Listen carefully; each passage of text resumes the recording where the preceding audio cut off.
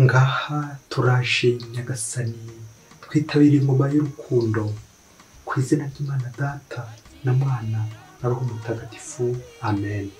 Amahoro bana b'Imana, ni muhumure, Imana iradukunda, ije kudukiza kuri wa gatatu w'icyumweru cya 25 tariki 27 Nzeri 2023, ubwo duhimbaza Mutagatifu Vincent wa Paulo. Isomo rya mbere mu gitabo cya Ezira, umutwe wa 9 umurongo wa 5 kugeza ku wa 9.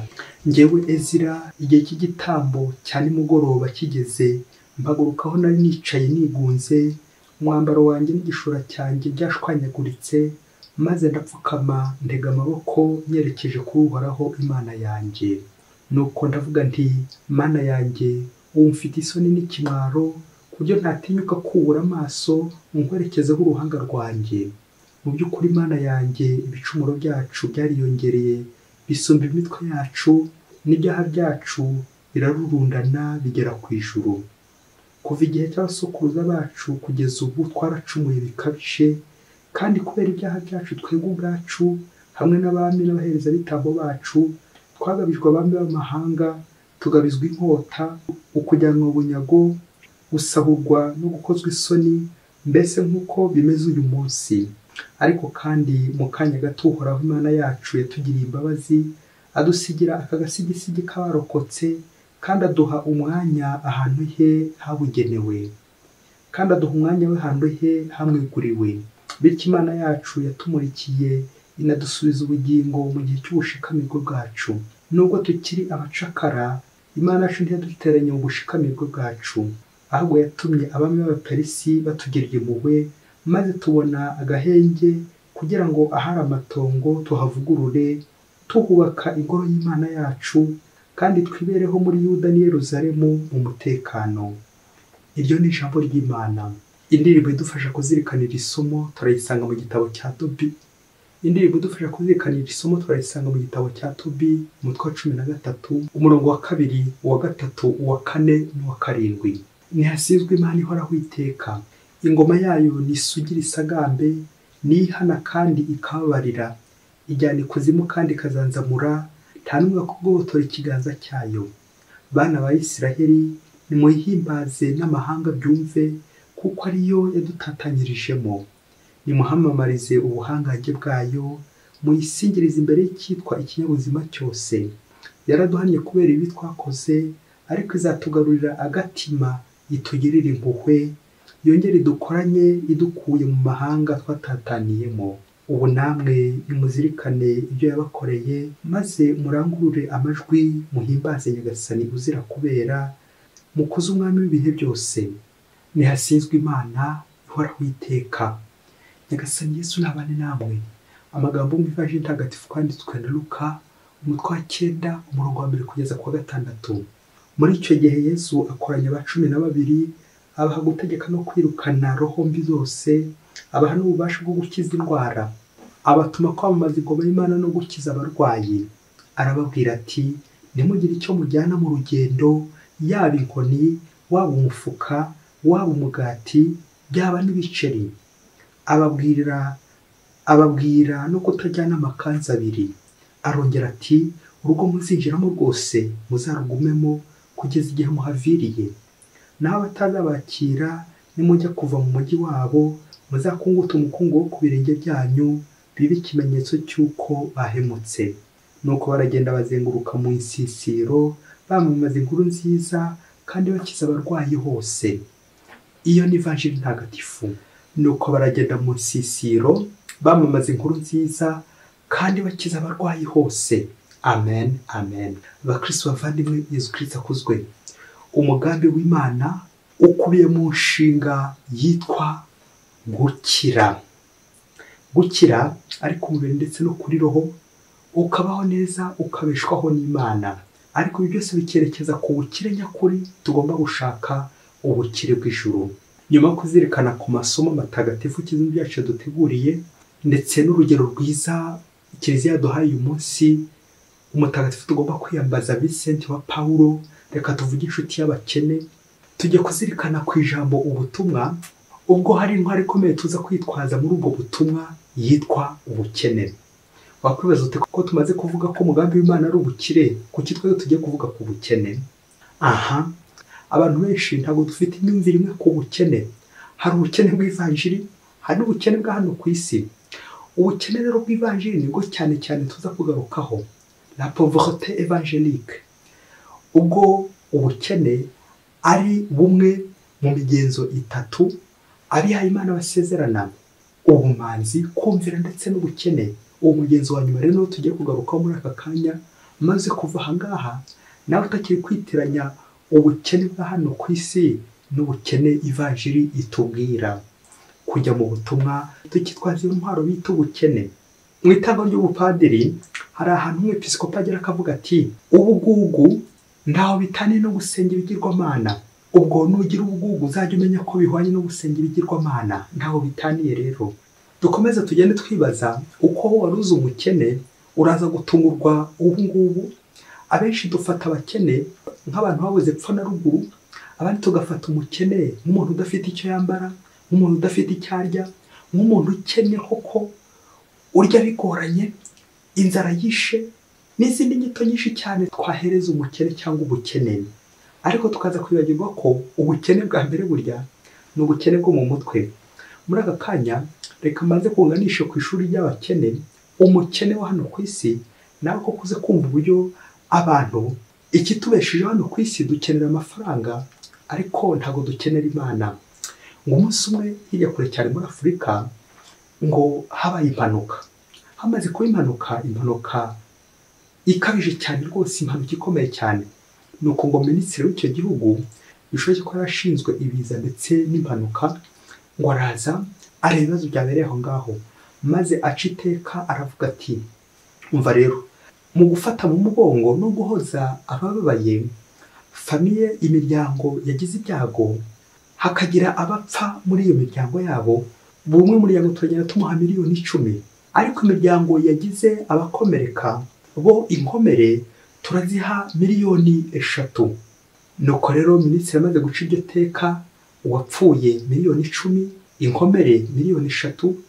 Nuko ngo umwe muri ya famiye yari iri mu nkomere arabyuka ajya kuryama mu bapfuye, kugira ngo nawe bamuhe kuri za miliyoni zingahe? 10. Umuryango wabaho miliyoni 10. Bakristo bavandimwe, Yezu Kristo akuzwe. Ngicyo bita ubukene. Gukena mu mutwe, gukenera gusa, ugakenera amafaranga kugira ngo ubeho hano ku isi, yewe kugeza no gushaka gupfa. Ngo umukene, ngo bita umukene koko hano ku isi. Gukena kugeza n'igihe nyine ugera kuri buri wese ushaka gupfa, kugeza n'igihe ujya mu bapfuye kugira ngo baguhe ku mafaranga. Uzagenza ute se niba koko ugiye mu bapfuye? Uzabaho ute? Uzagenza ute? Ngo ubukene mu babyeyi mwe. Rero ubu bukene butandukanye n'ubwo tuza kuvuga uyu munsi, bujyanye n'ubutumwa duhabwa. Ubutumwa bwacu rero hano ku isi bushingiye ku gukira, ugakira kuri roho, ugashakashaka Imana, ndetse nanone nk'ubukire bwa hano ku isi nanone bukagufasha kwegera Imana. Ngo bwo kujya mu butumwa no gukenera Imana no kuyegeza abandi, gutuma abandi koko babaho bagakenera Imana. Ngo umugenzo tugomba kwitwaza, umugenzo w'ubukene, ni ugukora ku buryo ukenera Imana kandi n'abandi bagakenera Imana. Naho ibyo gukenera amafaranga ni ibya hano ku isi. Turumva mu isomo rya mbere harimo koko abashoboye gufasha abandi kwegera Imana, kandi koko ngo bari abapagani. Ubwo tumaze iminsi 2 twumva iteka ry'umwami Sirusi ryaje gushimangirwa n'iteka nanone ry'umwami Dariusi wamusimbuye, bashimangira igikorwa cyo kuvanya mu ijyango bunyago ry'Abayisiraheli bakajya mu gihugu cy'isezerano, ubundi koko bakajya kubaka ingoro y'Uhoraho.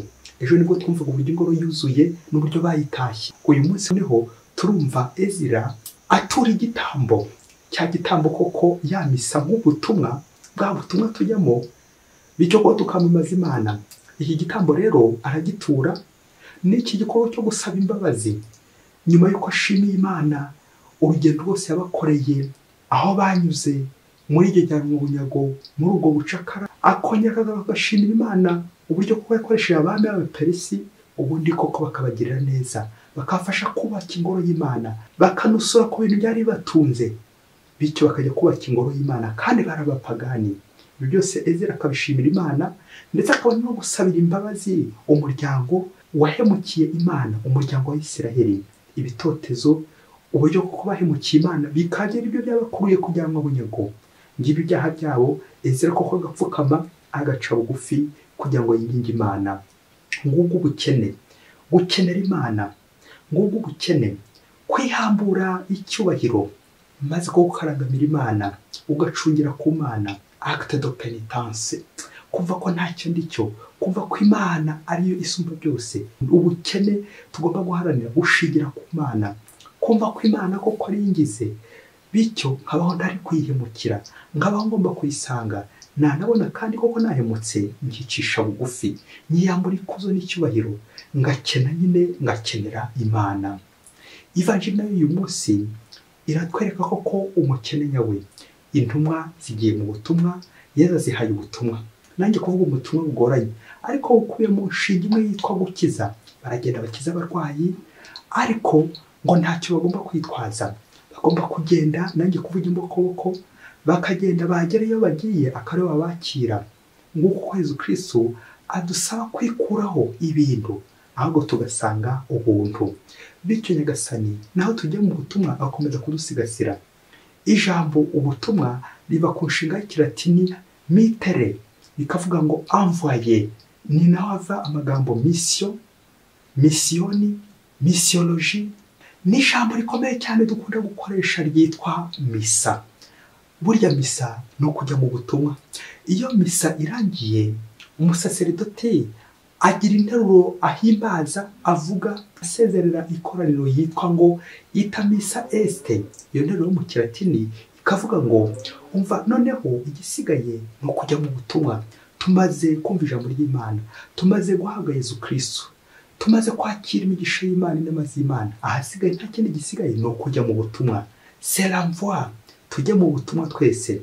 Rero ubutumwa umunsi tujyamo ni ubutumwa bwo kwihambura ingeso mbi, ni ubutumwa bwo kwihambura irari, ni ubutumwa bwo kwikuraho ko ibintu bitubuza kwegera Imana, maze ko tukamamaza inkuru nziza, inkuru y'umukiro, gukiza abandi.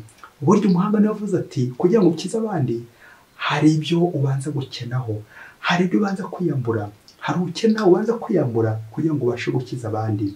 Ngubwo bwa bukene koko turi kuvuga ko intumwa ntacyo zigomba gutwara kugira ngo ejo zitaza kuremererwa, ahubwo koko zigakora ubutumwa zishize amanga, zishishikaye. Ese kuki koko abihaye Imana basezerana umugenzo w'ubukene, n'abandi n'utari uwihaye Imana barawusezerana? Abantu twese burya twagombye gusezerana umugenzo, tugakora koko isezerano ryo gukena. Abantu benshi kubera kutabyumva bajya ngo gukena ni ukubura epfo na ruguru, ni ukubura icyo urya n'icyo wambara, ni uguhamagara ubukene. Ariko bakibagirwa ko ivanjiri itandukanye n'imyumvire yacu, bigusaba nanone kubanza kwishishozaho, maze ukamenya umukene uwo ari we, ukamenya ko gukena ari ugukenera Imana. Iyo bavuze gukena mu ijambo rimwe, ni ukwihambura ibyo wari ufite byakuzigaga, c'est le détachement et le renoncement.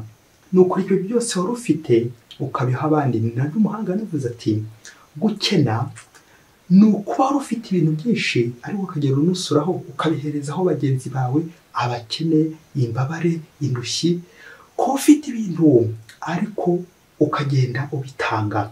Gutanga ku bintu, gutizirika ku bintu, gutihambira ku bintu. Urafite ariko kumva ko utararana ikintu mugenzi wawe yaburaye. Ufite ibiryo kumva ko utabirarana mugenzi wawe yaburaye. Kwezituraho ibintu. Ufite amamodoka, ufite ibibanza, ufite amafaranga, uko gutambuka mu ntoki yatangeho uhe n'abandi. Ngubwo ubukene ko tugomba guharanira guha abandi, gukwirakwiza abandi, gukiza abandi. Aha ndakize ariko reka ngize abandi. Umukene bingana umuntu wari ufite ibintu byinshi cyane ariko akiyemeza gutandukana nabyo, akiyemeza kwihambura kuri byo, akagenda abitanga bitewe n'aho bikenewe kugira ngo yizirike ku Mana. Ngubwo ubukene. Ese mubyeyi, uracyakora ubutumwa nk'umukene cyangwa ubukora nk'umukire, wa wundi kuko ufite ibintu n'ibintu, ibintu byamurenze umurengwe, nirinze kuvuga umwiryo, bigatuma koko bikuremerera ntubashe gukora ubutumwa uko bikwiye. Burya ibintu biraremera, amafaranga araremera, bigatuma koko tudakora ubutumwa bw'Imana. Gutanga ubuzima, gutanga umukiro. Umunsi umwe hirya kure cyane muri Afurika, ngo umugabo n'umugore barakundanaga cyane, urugo rwabo rwose urugo rw'amahoro, basabana. Nuko rero umunsi umwe baza gukora akasorti, bajya gutembera. Bishoboke ko bajyaga gutembera nyine muri hoteli n'ahandi koko hashyushye hakomeye. Bageze mu ishyamba, barebye hirya y'umuhanda, babona umubyeyi n'umwana basa n'abaryamye ngaho koko barwaye. Bahagarika imodoka bajya kubareba. Babageze imbere basanga umubyeyi n'umwana basa n'abafashwe n'agatotsi, barize, barihanagura, bari kuboroga, byabayobeye pe. Nuko rero batangiye gutekereza ko bishoboke ko ari nk'inzara cyangwa bishoboke ko ari nk'uburwayi bagize. Nuko barabegura, babegeza hafi y'imodoka aho bari bari. Batangira kubabaza impamvu koko bababaye, impamvu bari baryamye munsi y'umuhanda. Nuko ngo wa mubyeyi n'ikiniga cyinshi ngo arababwira ati, umva rero mwa babyeyi mwe, nari njyanye umwana ku ishuri, umwana yaratsinze, none nabuze ikaramu, nabuze ikaye, nabuze ibikoresho byose, nta gikoresho na kimwe mfite. Ubu ngubu tugeze hano mu nzira kubera ko ari umunsi w'ifunguro ry'amashuri. Nuko rero nshatse kujyana umwana ku ishuri, ngeze hano mu nzira ntegereje ko nta gikoresho na kimwe mfite namuhaye, ntegereje ko nta n'amafaranga y'ishuri afite. Ubu ndi kurira, nahise numva ko diregiteri atatwakira kugira ngo umwana yige. Icyo ni cyo kiri gutuma ndira, n'umwana yarize ari gushega ngo njye kwiga, ariko ngiye koko nkabona bitaza kuvamo, bitashoboka kuko nta gikoresho na kimwe dufite, nta mafaranga y'ishuri dufite. Turahinguka dute ku ishuri nta gikoresho na kimwe dufite? Nuko wa mugabo n'wa mugore ngo bariheza, ngo bajya ku ruhande gatoya. Nuko baza kwanzura bombi ko batongera kujya muri hoteli, ntibongera gukora ya sorti, ahubwo sorti yabo koko ihita nanjye kuvugirangira aho ngaho. Bafata ngo ya mafaranga bari bafite, bari bajyanye muri sorti, bari basohokanye. Nuko rero bashyira wa mubyeyi na wa mwana mu modoka, bajya ku isoko, bajya kubagurira ibikoresho by'ishuri. Ako kanya barangije kubagura ibikoresho ngo bahita bajyana ku ishuri. Ngo bageze ku ishuri, bababyeyi babwira ubuyobozi bw'ishuri bati, umva mwakire nimero zacu za telefone, uyu mwana mukomeze koko mumwiteho yige neza, icyo azakenera cyose muzaduhamagare, aba ari twe muzabaza. Nuko kwa mwana musigaho ngaho kuko yahoze amarira yahoze ari na nyina amarira yahoze, bameze neza koko bari guseka kuko bari basubijwe. Nuko ababyeyi ngo bageze mu rugo iwabo, urumva kuko ntibabaye bakijya muri sorti ngo bari babiteganyije. Ngo bageze mu rugo iwabo ngo bakora akanama bombi. Inama yabo ngo iza kugana ku mwanzuro, kubera za nshingano bafashe mu muhanda, za nshingano za mwana bafashe batari bateguye. Nuko ngo bajya ibihe baravuga bati, umva rero kugira ngo uriya mwana tuzashobore kumurira nk'uko twabyemeje, hari ibintu bibiri tugiye kwigomwa, hari ibirungo bibiri bagiye kwigomwa. Nuko umugabo yiyemeza kwigomwa umunyu, umugore nawe ngo yiyemeza kwigomwa amavuta. Byari bivuze byinshi. Ngo amavuta ku mugore ngo byari ibirungo koko yishyiragaho, bishoboke ko hari imirimbo, imitako, salon de coiffure yajyagamo kenshi cyane. Ibyo yisigaga byose nirinze kuvuga byamugeraga mwiza, nirinze kuvuga nk'imitako yose yari afite, ibyo yajyaga akoresha muri salon de beauté byose. Ngo uwo mugore yiyemeza ko mu gihe bakiri kurira uwo mwana azabivuyeho kugira ngo bakomeze bafashe wa mwana yige neza nk'uko babyiyemeje. Umugabo nawe ngo ikirungo cy'umunyu uko ari ukugira ngo nk'umunyu nyine ufasha gutara icyaka, ngo yari yemeye ko ikaba yisezereye, agasezera ku ikabare, agasezera ku nzoga, bazashobora gushyira hamwe barihire wa mwana. Nuko uwo mugabo n'umugore bombi bamaze gufata iyo myanzuro ko umugabo agiye kwigomwa umunyu, umugore agiye kwigomwa amavuta, ubundi koko bagashyira hamwe icyo babonye bagafasha wa mwana. Wa mwana igihe cyaje kugera, ubuzima bugenda neza, ariga koko ariga bikomeye cyane, aratsinda, aza no kurangiza. Kubera iki?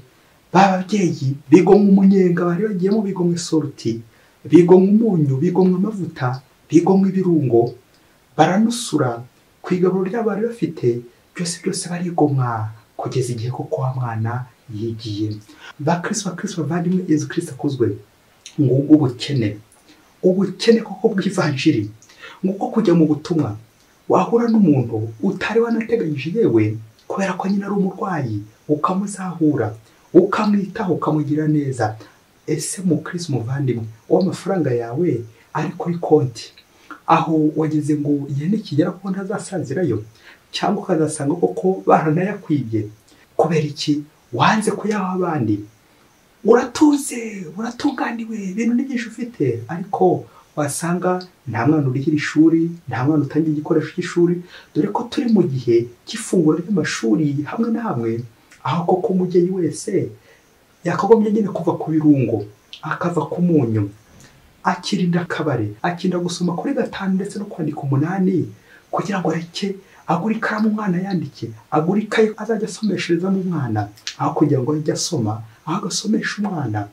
Ngo ugomba kuba ku birungo byose bishoboka byose, akava ku mavuta, akava ku bintu byose koko byamuhendaga, akava ku bintu byose koko byanyendaga bimurunga, n'indi mitako se indi mirimbo kugira ngo koye gukire icyo gikorwa cy'umukene ufasha abakene. Ngo uyu mukene gukena no kuba hari ibintu wari ufite ari ukabimusuriraho abandi, ukagenda ubiherezaho abandi, nguko kwigomwa renoncement détachement, kwigomwa icyubahiro, kwigomwa umunyenga w'isi, iraha ry'isi. Naringiye gusohoka, naringiye muri hoteli ikomeye cyane, umva ariko kubera Imana, kubera uriya mukene ngiye kubyigomwa.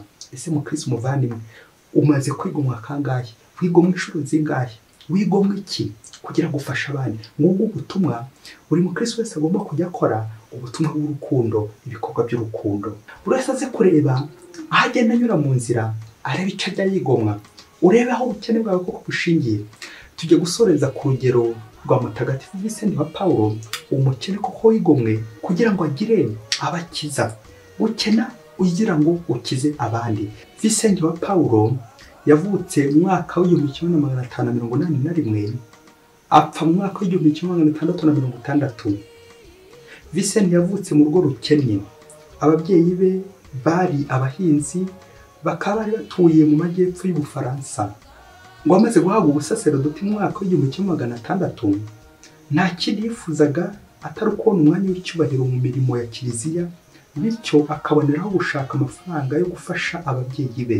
Hagati aho ariko yagize ibyago bimugwiririye. Ubwo yari mu rugendo ageze mu nyanja rwagati, ubwato yari arimo bwafashwe n'abajura kabuhariwe bacuruzaga abantu, nuko we n'abandi benshi bajyanwa bunyago babagurishiriza i Tunizi mu majyaruguru ya Afurika. Nyuma y'imyaka 2 mu bucakara, Vincent yabashije gutoroka maze ajya i Roma. Aho i Roma agerageza gucengera no kumenyana n'abayobozi bakuru. Ibyo ariko ntibyagira icyo bigeraho kuko atashoboye kugera ku cyifuzo cye cyo kubona umurimo wamuha amafaranga menshi. Mu mwaka w'1609 Vincent yasubiye mu Bufaransa, ahageze yashinze kuyobora paruwase ya Clichy. Icyo gihe nibwo yakoze icyo yise ukwivugurura muri we, kuvugwa aretse ibitekerezo byose yari afite byo kwiruka inyuma y'ubukire, yiyegurira gusa ibyo gukorera Imana, yitangira indushyi n'abakene. Ibyago by'amoko yose yasanganye abantu muri iyo mirimo ya gitumwa byamuteye kwibaza byinshi. Nyuma yaho abonaniye na Francisco wa Sale bakaganira, nibwo yatangiye bimwe mu bikorwa by'urukundo, cyane cyane byo kurengera imbabare. Mu mwaka w'1625 Vincent yashinze umuryango w'abasaserdoti yise Abalazariste kugira ngo ivanjiri irusheho kwamamara hose mu bantu. Mu mwaka w'1633 yashinze umuryango w'ababikira yise Abakobwa b'Urukundo, abifashijwemo na Ludovico w'Imariaki kugira ngo nanone arusheho gufasha abakene n'indushyi. Hejuru y'iyo mirimo ikomeye cyane yo kuyobora iyo miryango yombi, Vincent yageretseho no gukomeza gukwirakwiza ibikorwa by'urukundo, cyane cyane mu gutabara abarwayi n'abana batagira kirengera. Vincent wa Paulo mutagatifu, udusabire buri munsi. Mwese Imana ibahe umugisha. Imana Data na Mwana na Roho Mutagatifu. Amen. Padiri Masumbuko Ladislas wa Diyosezi ya Cyangugu.